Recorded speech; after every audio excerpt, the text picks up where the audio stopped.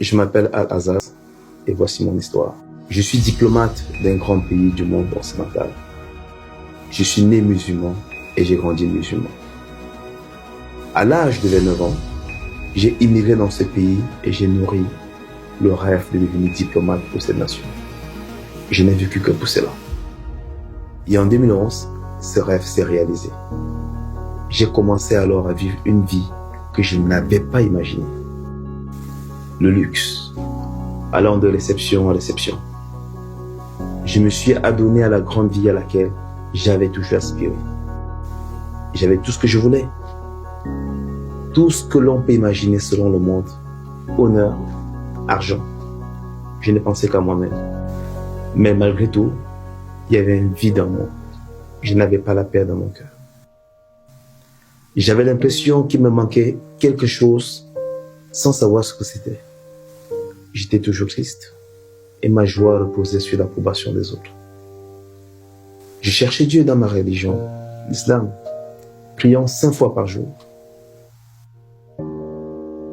N'ayant rien vécu avec l'islam, je me suis orienté vers les pratiques orientales, le yoga, la méditation, mais j'avais toujours ce vide à l'intérieur de moi.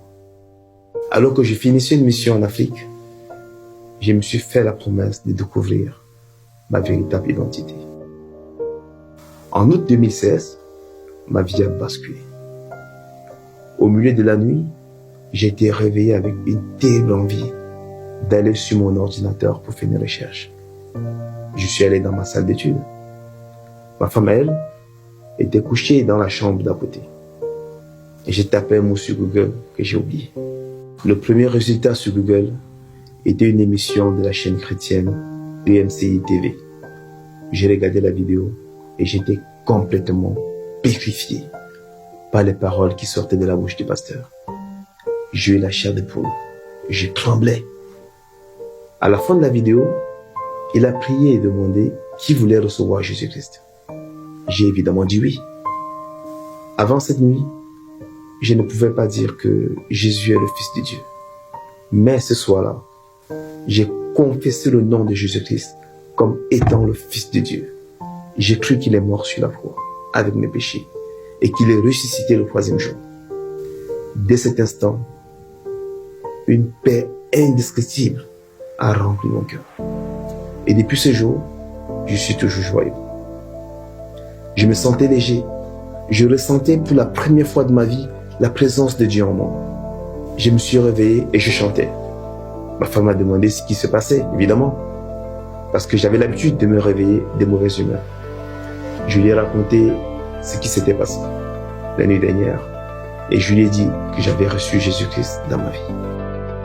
Une semaine après, j'ai reçu le baptême du Saint-Esprit en regardant une autre émission sur EMCI TV. Tout mon corps s'est alors mis à trembler et j'avais des larmes qui ne s'arrêtaient pas de couler. J'ai continué à regarder les différents programmes de la chaîne jusqu'à ce jour. Plus je regardais les programmes et plus j'étais transformé. L'amertume, la haine que je nourrissais envers les gens qui m'ont blessé ont totalement disparu. Par la suite, j'ai rejoint une église où je me suis fait baptiser d'eau le 18 février 2017. Le Seigneur a été tellement bon avec moi car il m'a aussi guéri de mes yeux. Un dimanche après-midi, alors que j'écoutais une prédication sur EMCI TV, un pasteur priait pour les malades. Il a demandé à ceux qui regardaient sur leur télévision ou sur leur ordinateur de mettre les mains sur l'écran. Je l'ai fait. Et à la fin, j'ai ressenti un besoin irrésistible de dormir, alors que je n'avais pas l'habitude de faire la sieste. J'ai enlevé mes lunettes et je me suis couché. 15 minutes plus tard, je me suis réveillé et quelque chose d'étonnant s'est produit. Il y avait des étagères à peu près 2 mètres de moi et il y avait des livres au-dessus. Je pouvais facilement lire les titres de loin. C'était incroyable. J'ai réalisé que le Seigneur m'avait guéri. Aujourd'hui, ma femme et moi marchons avec le Seigneur.